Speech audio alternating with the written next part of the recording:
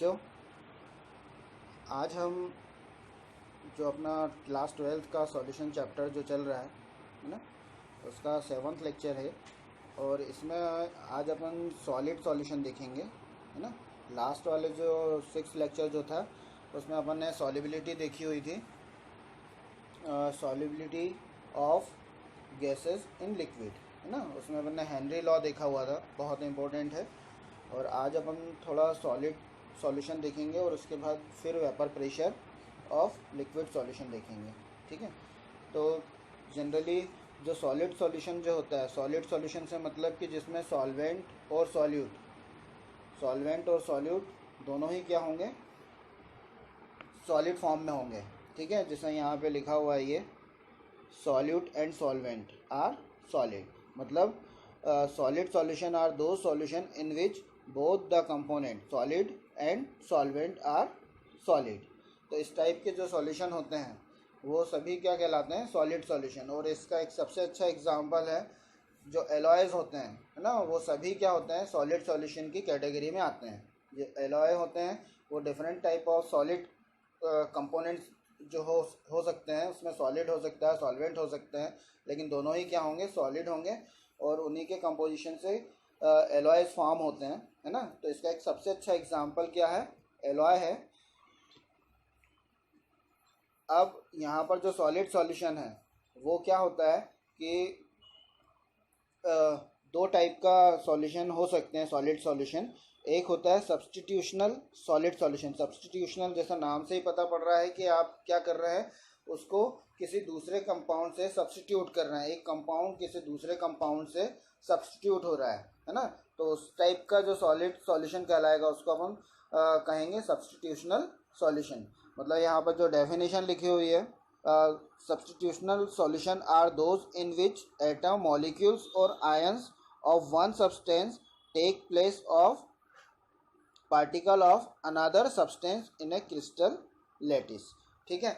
मतलब यहाँ पर ये जो एग्जांपल आप ये पिक्चर जो देख रहे हैं आप, इसमें ये जो पिंक कलर का जो दिख रहा है ये पूरा सॉल्वेंट है और इसमें कुछ कंपोनेंट जो है ब्लैक कलर का वो सॉलिड है। मतलब वहाँ पर क्या करा हुआ है कि सॉल्यूट ने सॉल्वेंट के कुछ मॉलिक्यूल्स या एटम्स को क्या कर दिया है, सब्स्टिट्यूट कर दिया है ना। तो इस तरह के जो कंपाउंड होते हैं वो क्या कहलाते हैं, सब्स्टिट्यूशनल सॉलिड सॉल्यूशन। हाँ, अब इसमें वही चीज़ होती है कि जो एलॉयज जो हैं, जैसे यहाँ पर एग्जांपल दिया हुआ है ब्रास का, तो ब्रास जो एक तरह का सब्स्टिट्यूशनल सॉल्यूशन का एग्जांपल है जिसमें कॉपर और जिंक को लिया जाता है ना। इसी तरह से और भी एग्जांपल दिए हुए हैं।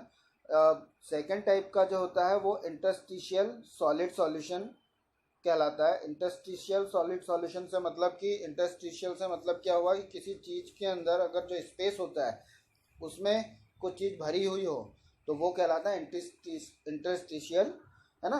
और इंटरस्टिशियल सॉलिड सॉल्यूशन से मतलब ये हुआ है कि जो सॉल्वेंट है, सॉल्वेंट के बीच में जो वाइड्स होते हैं, जहाँ मतलब यहाँ पर आप जो देख रहे हैं ये बीच में टेट्राहेड्रल टाइप का जो ऑक्टाहेड्रल टाइप का जो स्ट्रक्चर देख रहे हैं यहाँ पर, ये इस टाइप के जो वाइड्स होते हैं वहाँ पर कोई दूसरा कंपोनेंट्स आके क्या हो जाता है, ऐड हो जाता है। मतलब यहाँ पर ये जो पिक्चर में आप देख रहे हैं पिंक कलर का, ये पूरा सॉलिड है, ये एक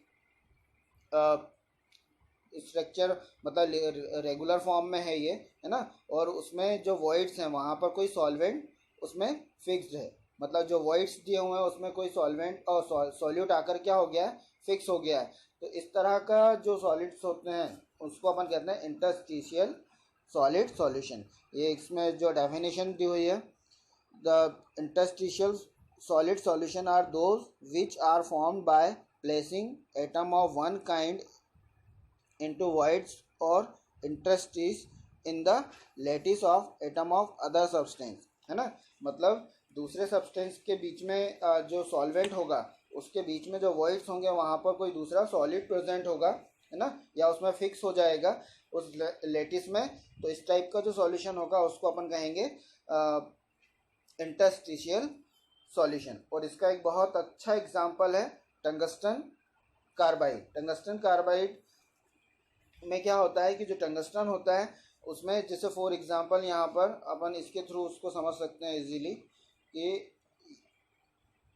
ये जो है एक तरह से अपन इसको मान लें टंगस्टन कार्बाइड का ये स्ट्रक्चर दिया हुआ है ना, ये टंगस्टन कार्बाइड का। तो ये जो पूरा पिंक कलर का मतलब ये जो ज़्यादा क्वांटिटी में आपको दिख रहा है वो क्या है, सॉल्वेंट है, वो क्या है, सॉल्वेंट। हाँ, और जो लो क्वांटिटी मतलब ब्लैक कलर का जो दिख रहा है आपको, ये क्या है, सॉल्यूट है, ये सॉल्यूट है। अब इस कंडीशन में जो interstitial solution of tungsten carbide का अगर अपन कहें इसका, तो इसमें जो टंगस्टन है वो ये हो गया आपका सॉल्वेंट, और कार्बाइड जो हो गया मतलब कार्बन एटम जो है वो क्या हो गया, सॉल्यूट हो गया। अब इसमें टंगस्टन में क्या है, इसके वॉइड्स में जो कार्बन एटम है वो एक तरह से इसमें फिक्स है ना। इस तरह से जो फॉर्म हुआ है, एलॉय जो फॉर्म हुआ है वो क्या होगा, टंगस्टन कार्बाइड। अब यहाँ पर ये जो एलॉय जो होते हैं जनरली क्या होता है कि एलॉय की बात करें या अपन उसमें टंगस्टन कार्बाइड की बात करें तो ये बहुत ही हार्डेस्ट मटेरियल होता है ना। और जनरली ये कटिंग टूल्स जो होते हैं उसमें यूज़ करा जाता है टंगस्टन कार्बाइड। हाँ, और जो एलॉय जो होते हैं वो सभी जनरली आपको मालूम ही होगा कि वो एलॉय जो होते हैं वो क्या होते हैं, उनका टेम्परेचर जो होता है वो हाई होता है ना। तो ये एक छोटा सा सॉलिड सॉल्यूशन के बारे में था जिसमें आपको ये दोनों चीज़ें बहुत ज़्यादा अच्छे से याद रखना है कि वो टाइप्स क्या होते हैं, सब्स्टिट्यूशनल और इंटरस्टिशियल, और उनकी मीनिंग क्या होती है ना। अब यहाँ पर जो सेकंड चीज़ जो नेक्स्ट अपन चालू करने वाले हैं वो है vapour pressure of liquid solution. अब जो वेपर प्रेशर को पहले आप समझने से पहले आप उसको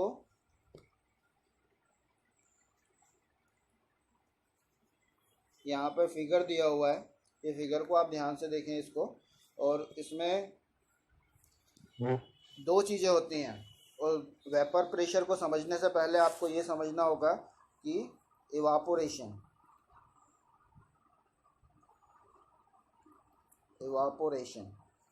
ठीक है, और कंडेंसेशन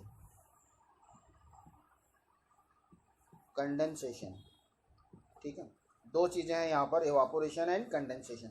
अब मान लीजिए आपने क्या करा हुआ कि जो आपके पास जो लिक्विड है ना, अब यहाँ पर मान लीजिए आपका सॉल्यूट और सॉल्वेंट दोनों ही लिक्विड फॉर्म में है।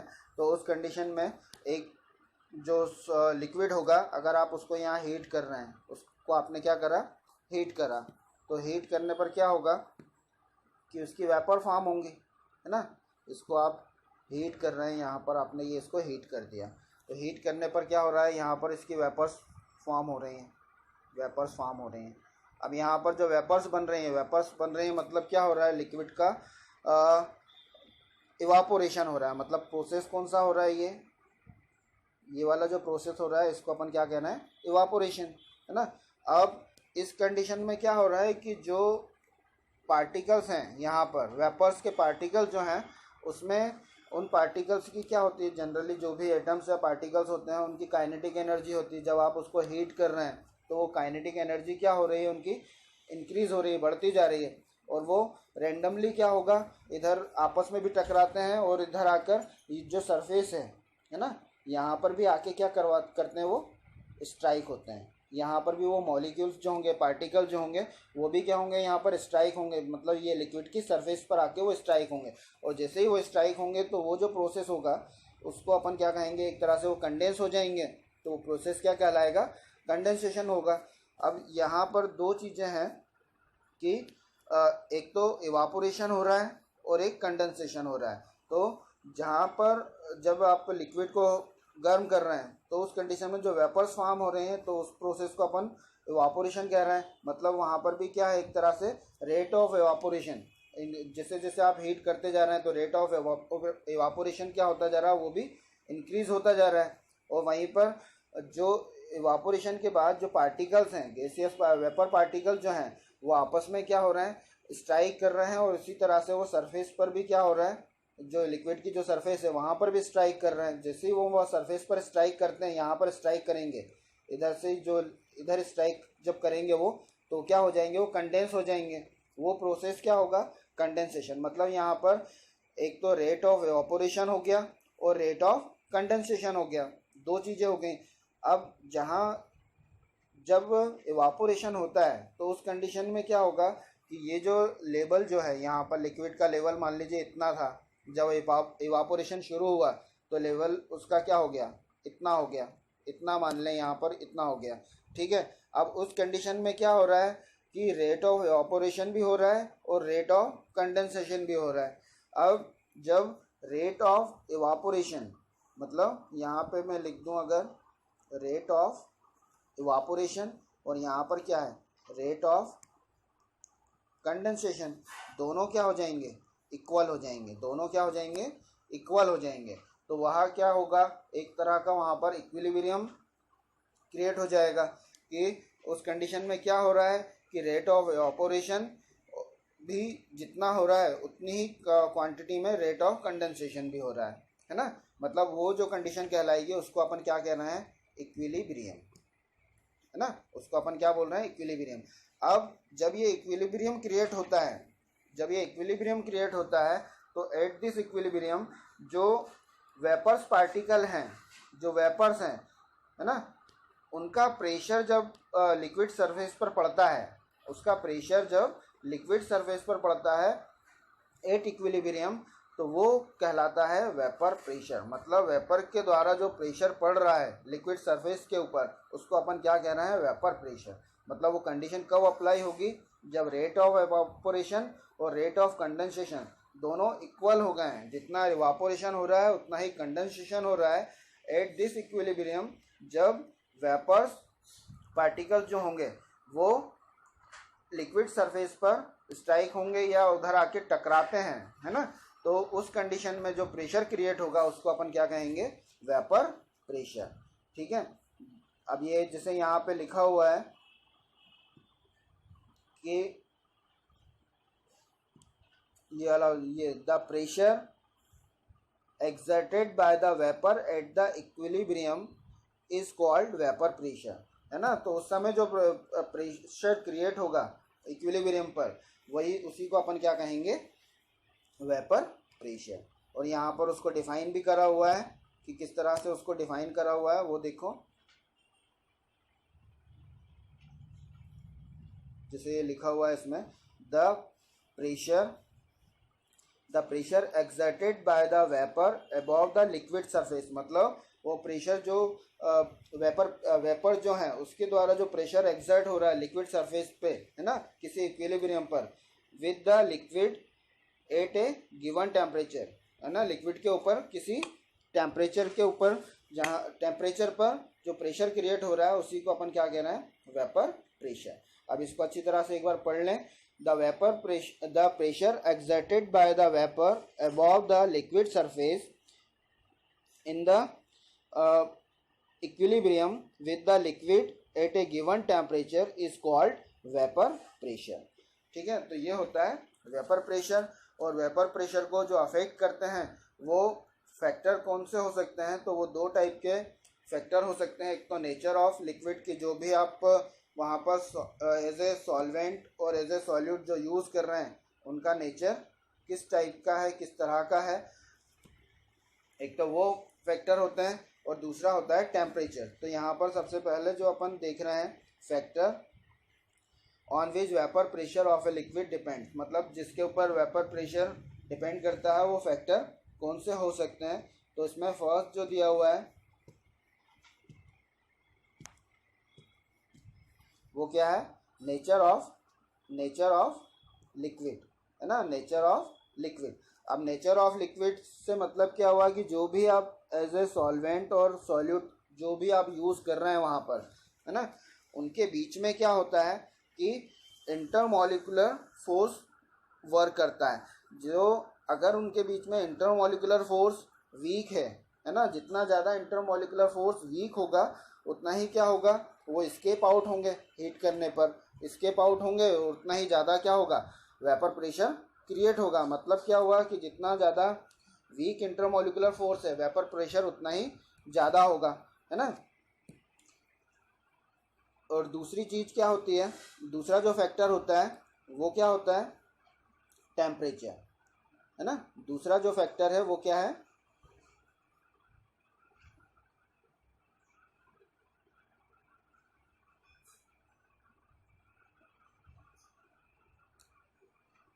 टेम्परेचर। अब यहाँ पर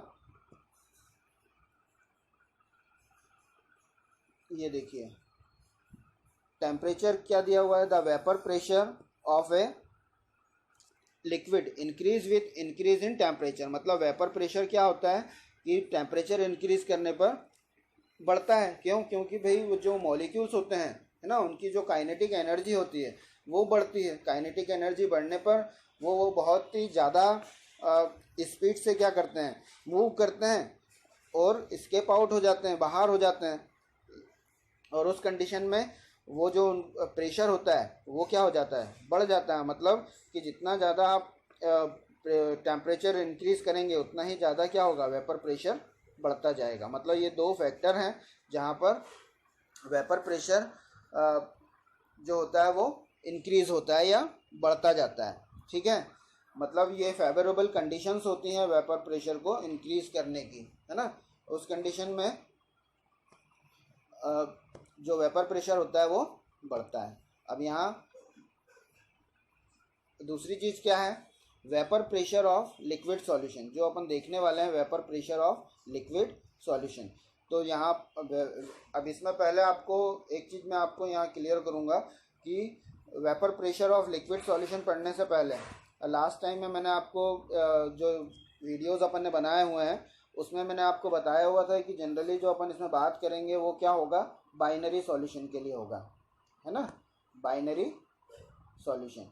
अब बाइनरी सॉल्यूशन जो आपको मालूम होगा कि बाइनरी सॉल्यूशन लास्ट टाइम में अपन ने काफ़ी टाइम उसको देखा हुआ है कि बाइनरी सॉल्यूशन क्या होते हैं, है ना। अब यहाँ पर जब अपन इसकी बात करेंगे vapour pressure of liquid solution, तो इस कंडीशन में क्या होगा कि जो सॉल्यूट और सॉल्वेंट होगा, है ना, सॉल्यूट एंड सॉल्वेंट, ये दोनों चीज़ें जो होंगी वो क्या हो सकती हैं, लिक्विड भी हो सकती हैं और उसके अलावा गैस, लिक्विड और सॉलिड। मतलब यहाँ पर जो सॉल्वेंट जो होगा वो तो लिक्विड होगा, सॉल्वेंट जो होगा वो लिक्विड होगा, लेकिन जो सॉल्यूट होगा वो यहाँ पर गैस हो सकता है, लिक्विड हो सकता है और सॉलिड हो सकता है।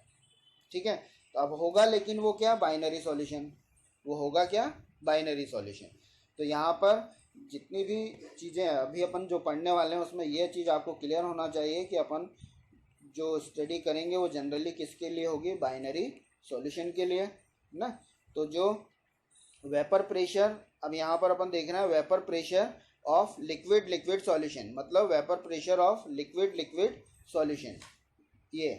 तो अब इसमें वैसे ही क्लियर हो गया होगा आपको कि अगर vapour pressure of liquid liquid solution की बात कर रहे हैं तो दोनों ही चीज़ क्या है इसमें, लिक्विड लिक्विड, मतलब सॉल्वेंट भी क्या है, लिक्विड है और सॉल्यूट भी क्या है, लिक्विड है ना। तो उस कंडीशन में वही चीज़ होती है जैसा अभी आपको मैंने क्लियर करा कि जो वेपर प्रेशर जो होगा वो किस तरह से बनेगा। तो उसमें जो इवापोरेशन और कंडेंसेशन जो होता है वो दोनों क्या हो जाएंगे, इक्विलिब्रियम में आ जाएंगे। और उस स्टेज पर जो भी कंडेंस वो पार्टिकल जो होंगे वेपर्स के, वो जब स्ट्राइक करेंगे सरफेस पर, लिक्विड सरफेस के ऊपर, तो उससे जो प्रेशर क्रिएट होगा वही क्या होगा, वेपर प्रेशर होगा। ऐसा ही इस केस में होगा vapour pressure of liquid liquid solution. और इसी चीज़ को जो साइंटिस्ट हुए हैं राउल्स, है ना, एक फ्रेंच केमिस्ट थे वो, है ना, जिनका नाम था फ्रांसकोइस मार्टे राउल्स, है ना। इन्होंने क्या बताया है कि भाई इन्होंने एक रिलेशनशिप दी पार्शियल प्रेशर और mole fraction of two components, है ना। अब यहाँ पार्शियल प्रेशर जो अभी अपन वेपर प्रेशर की बात कर रहे हैं, तो यहाँ पर इन्होंने पार्शियल प्रेशर लिया हुआ है। जनरली 11th में आपने पढ़ा होगा कि डेल्टन्स लॉ जो दिया हुआ था उसमें पार्शियल प्रेशर क्या होता है जनरली, कि अगर ये टोटल प्रेशर है, टोटल प्रेशर इक्वल्स टू क्या होता है, partial pressure PA plus PB। अगर अपन इसको ये दोनों जो है PA प्लस पी बी, ये पार्शियल प्रेशर है, तो इसका जो सम होगा वो क्या कहलाएगा, टोटल प्रेशर। तो ये जो साइंटिस्ट हुए हैं डेल्टन्स, उन्होंने ये लॉ दिया हुआ था, तो उसी के अकॉर्डिंग यहाँ पर जो साइंटिस्ट ये राउल्स साइंटिस्ट जो हैं, इन्होंने के बीच में रिलेशनशिप बताई थी कि जो पार्शियल प्रेशर जो होता है ना, और मोल फ्रैक्शन कंपोनेंट्स का, उसी के बीच में इन्होंने रिलेशनशिप दी हुई थी। उसी रिलेशनशिप को कहा जाता है राउल्स लॉ, उसी को क्या कहेंगे, राउल्स लॉ। अब इस राउल्स लॉ के अकॉर्डिंग क्या होता है कि जो at a given temperature for a solution of volatile liquid, अब सॉल्यूशन ऑफ वोलेटाइल लिक्विड, अब यहाँ पर एक जो वर्ड आया हुआ है वोलेटाइल से मतलब होता है कि जो इजीली क्या हो जाता है, वेपोराइज हो जाता है, उसी को कहा जाता है वोलेटाइल लिक्विड। अब यहाँ पर जो सॉल्यूशन लिया हुआ है वो किस टाइप का है, वोलेटाइल लिक्विड है, मतलब वो क्या होगा, इजीली वेपोराइज होगा।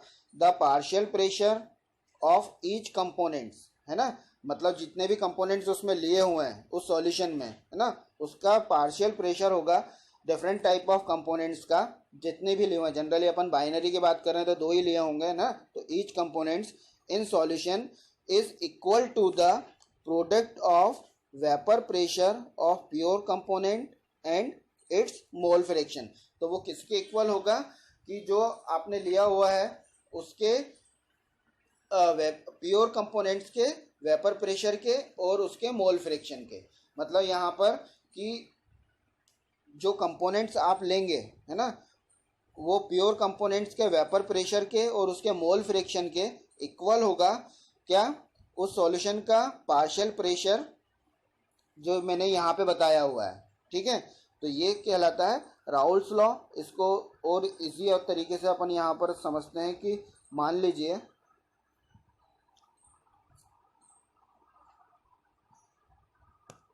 यहाँ क्या लिया हुआ है कि 2 कंपोनेंट्स लिए हुए हैं, और जो कंपोनेंट्स हैं वो ए एंड बी हैं, है ना, ए एंड बी कंपोनेंट्स लिए हुए हैं।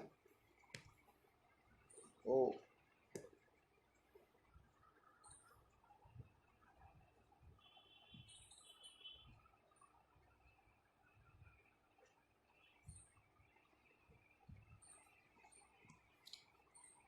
ए एंड बी कंपोनेंट्स यहाँ पे ये लिए हुए हैं। ठीक है, और उनका जो मोल फ्रैक्शन है, मोल फ्रैक्शन लास्ट टाइम में मैंने आपको बताया हुआ है कि अगर कंपोनेंट ए है तो उसका मोल फ्रैक्शन क्या हो जाएगा, एक्स ए, है ना, और अगर कंपोनेंट बी है तो उसका मोल फ्रैक्शन क्या हो जाएगा, एक्स बी, जो यहाँ पे दिया हुआ है कि उनका मोल फ्रैक्शन ये है। If P A and P B, मतलब पी ए पी बी, अभी मैंने आपको क्लियर करा था, ये क्या है, उसके vapour pressure of the components in the solution, है ना। तो पी ए और पी बी उसका क्या हो जाएगा, वेपर प्रेशर हो जाएगा। अब यहाँ पे 3 चीज़ हो गई, एक तो ए और बी ये कंपोनेंट्स हैं, है ना, और इसके मोल फ्रैक्शन जो है एक्स ए और एक्स बी है, और यहाँ पर जो प्रेशर है, वेपर प्रेशर है, अगर इसके लिए बात करेंगे तो वो क्या होगा, पी ए ना, और इसके लिए अगर बात करेंगे तो वो क्या होगा, पी बी। हाँ, ये इनके क्या हो जाएंगे, वेपर प्रेशर। तो अकॉर्डिंग टू राउल्स लॉ, अब यहाँ पर ये क्या हो गया, ये पार्शियल प्रेशर है पी ए, हाँ, और यहाँ पर इनका प्रोडक्ट जो है प्योर कंपोनेंट्स ए का जो वेपर प्रेशर है और उसका मोल फ्रैक्शन उसके बराबर है यहाँ पे पार्शियल प्रेशर। मतलब पी ए कंपोनेंट्स की अगर बात करेंगे तो उसके लिए जो पार्शियल प्रेशर की इक्वेशन होगी वो ये होगी, और पी बी कंपोनेंट्स के लिए बात करेंगे तो उसकी पार्शियल प्रेशर की जो इक्वेशन होगी वो ये होगी। अब यहाँ पर पी नॉट ए जो दिया हुआ है, पी नॉट ए ये प्योर कंपोनेंट्स का वेपर प्रेशर हो गया, हाँ, और P not B pure components का वेपर प्रेशर, जो बी कंपोनेंट जो है उसका वेपर प्रेशर हो गया। ठीक है, अब इस लॉ के अकॉर्डिंग यहाँ पर जो डेल्टन्स लॉ जो होता है, पार्शियल प्रेशर जो जिन्होंने दिया हुआ था, डेल्टन्स लॉ का पार्शियल प्रेशर का डेल्टन्स लॉ जो दिया हुआ था, उसमें क्या दिया था कि जो भाई टोटल प्रेशर होगा over the solution face in the container will be the sum of partial pressure of compound of the solution। मतलब किसी कंटेनर में जो भी पार्शियल प्रेशर है उसका जो टोटल होगा वो क्या कहलाएगा, टोटल प्रेशर। यहाँ पर टोटल प्रेशर क्या हो गया कि भाई पार्शियल प्रेशर तो पी ए और पी बी है, तो यहाँ पे पार्शियल प्रेशर क्या हो गया किसी कंटेनर में, पी ए और पी बी हो गया, लेकिन जो उसका टोटल प्रेशर क्या होगा वो पी होगा। तो इक्वेशन क्या बनेगी, P equals to P A plus P B, है ना। अब यहाँ पर पी ए और पी बी की वैल्यू यहाँ दी हुई है, ये वो वैल्यू जब अपन यहाँ पे पुटअप करेंगे तो ये इक्वेशन फॉर्म होगी। और जनरली अपन जानते हैं, लास्ट टाइम में मैंने आपको मोल फ्रैक्शन में बताया हुआ था कि उसकी वैल्यू क्या होती है, 1 होती है, और एक की वैल्यू मालूम हो तो दूसरे की वैल्यू आप इजीली निकाल सकते हैं। तो यहाँ पर X A plus X B equals to 1, तो अगर एक्स ए आपको निकालना है तो 1 माइनस एक्स बी हो जाएगा। अब यहाँ पर एक्स ए की जगह यहाँ क्या रख दिया, 1 माइनस एक्स बी, है ना। और तो ये जो इक्वेशन बनी हुई है ये इस लॉ के अकॉर्डिंग इक्वेशन बनी हुई है, P equals to P not A in bracket 1 minus X B plus bracket close plus P not B X B, है ना। और ज़्यादा इसको जब फैक्टराइज करा जाता है तो उसकी इक्वेशन ये वाली बनती है ना। तो इसका इतना ज़्यादा यूज़ नहीं है, खास जो इक्वेशन है वो ये है ना।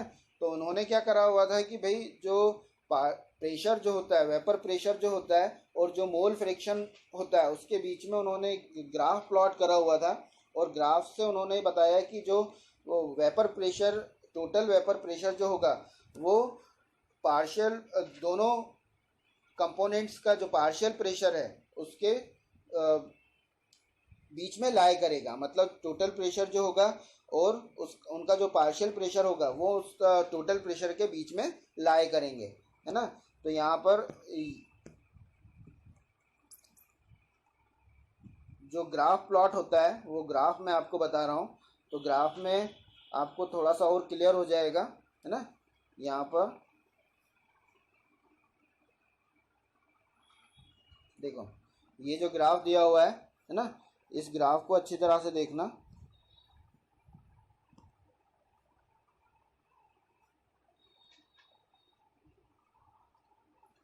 अब यहाँ पर देखिए वेपर प्रेशर, ये जो ग्राफ दिया हुआ है ये 2 एक्सिस में लिया हुआ है, मान लो ये है, हाँ, ये वेपर प्रेशर और मोल फ्रैक्शन। इसी तरह से यहाँ से एक्सिस लिया हुआ है ये, हाँ, तो ये वेपर प्रेशर और ये मोल फ्रैक्शन। अब जहाँ पर एक्स ए इक्वस टू 1, जैसा मैंने बताया हुआ है, एक्स ए इक्वस टू 1 अगर दिया हुआ है मतलब वो प्योर कंपोनेंट्स की बात कर रहे हैं, है ना।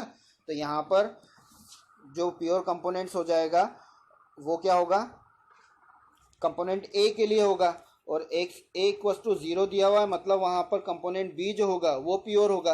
अब ये जैसे ये जो एक्स ए इक्वस टू 1 दिया हुआ है मतलब यहाँ पर जो कंपोनेंट बी है ना, जो कंपोनेंट ए है वो प्योर है, और यहाँ पर एक्स ए इक्वस टू 0 दिया हुआ है मतलब कंपोनेंट बी जो है वो प्योर है। तो या अगर यहाँ पर आप मोल फ्रैक्शन के बीच में इसके अकॉर्डिंग ग्राफ खींचते हैं, एक्स ए इक्वस टू 1, है ना, तो यहाँ पर क्या हो रहा है, ये जो ग्राफ हो रहा है 0 से 1 मतलब इस तरह से ये ग्राफ प्लॉट होगा, ठीक है, कंपोनेंट ए के लिए, है ना। जहाँ पर इक्वेशन क्या थी, P A equals to P not A x B x A, है ना, ये वाली जो इक्वेशन थी, ये वाली जो इक्वेशन दी हुई है P A equals to P not A x A, तो ये कंपोनेंट ए के लिए ग्राफ प्लॉट होगा। इसी तरह से यहाँ पर कंपोनेंट बी के लिए इक्वस टू 0 दिया हुआ है, एक्स इक्वस टू 0 दिया हुआ है, हाँ, तो यहाँ पर इसकी जो कंपोनेंट ए है उसकी क्वांटिटी क्या होगी, वो प्योर क्वांटिटी में होगा, और यहाँ पर एक्स इक्वस टू 1 दिया हुआ है मतलब कि जो कंपोनेंट बी जो होगा वो प्योर क्वांटिटी में होगा। तो इसका जो ग्राफ प्लॉट होगा, है ना, वो क्या होगा, ये ए के लिए ये जो ग्राफ दिया हुआ है पी नॉट ए, और यहाँ पर बी के लिए क्या हो जाएगा, यहाँ से 0 से 1 की तरफ ये जाएगा, और ये कहाँ पर जाके जुड़ रहा है, ये पी नॉट बी पर, है ना। मतलब यहाँ पर ये प्योर सॉल्वेंट की बात हो रही है इधर, हाँ। अब ये दोनों मतलब अगर मैं कहूँ कि पी ए इसके लिए हो गया, कंपोनेंट ए के लिए ये वाला ग्राफ हो गया, और कंपोनेंट बी के लिए ये वाला ग्राफ हो गया, हाँ, यानी कि ये पार्शियल प्रेशर ऑफ बी जो दिया हुआ है सेकंड, है ना, ये हो गया और ये हो गया, और इन दोनों को जब यहाँ से इस पॉइंट को आप जोड़ेंगे ये, है ना, तो यहाँ पर इन दोनों का क्या निकलेगा, सॉल्यूशन में, मतलब अभी तो यहाँ पे partial pressure of component B दिया हुआ है, partial pressure of component A दिया हुआ है, तो इनका पार्शियल प्रेशर दिया हुआ है।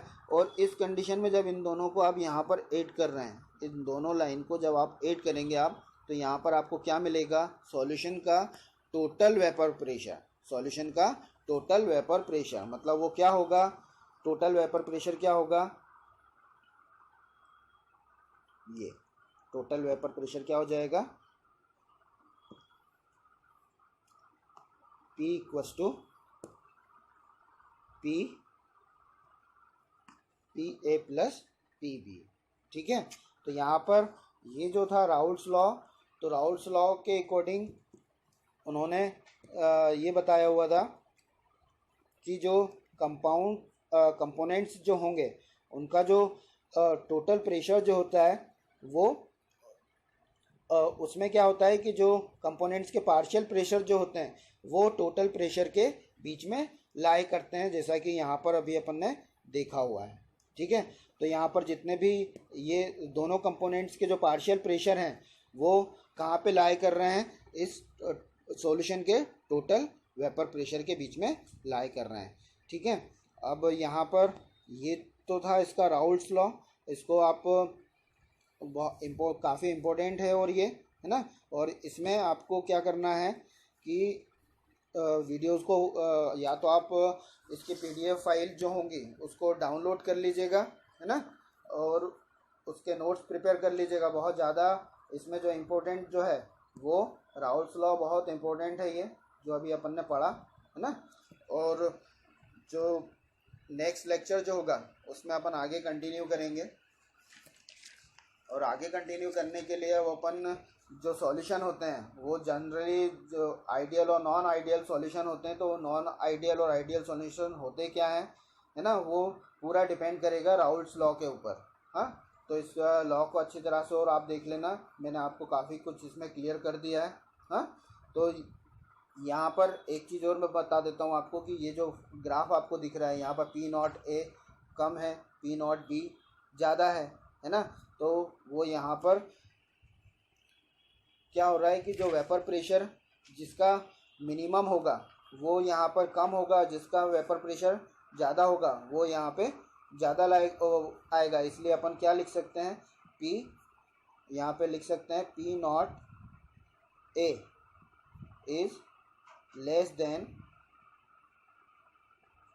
P0B, ये लिख सकते हैं। अब इससे क्या मतलब हुआ कि जो इसका वेपर प्रेशर है ना, वो कम है वेपर प्रेशर P0B के या B कंपोनेंट के, मतलब वेपर प्रेशर कंपोनेंट A का जो है वो कम है कंपैरेटिवली कंपोनेंट B के। ठीक है, तो यहाँ पर अभी अपन ने देखा liquid vapour pressure of liquid solution, जिसमें अपन ने राउल्स लॉ देखा हुआ है ना, राउल्स लॉ देखा हुआ है। और इस राउल्स लॉ में अपन ने ये भी देख लिया कि जो पार्शियल प्रेशर जो होगा वो vapour pressure total vapour pressure के बीच में लाई करेगा। ठीक है, तो एट लास्ट वीडियोस को आप ज़्यादा से ज़्यादा शेयर करें, लाइक करें, सब्सक्राइब करें, है ना। और इसकी जो पीडीएफ फाइल होगी वो डिस्क्रिप्शन बॉक्स में लिंक दी हुई है, वहाँ पर जाकर आप उसको डाउनलोड कर सकते हैं। Thank you.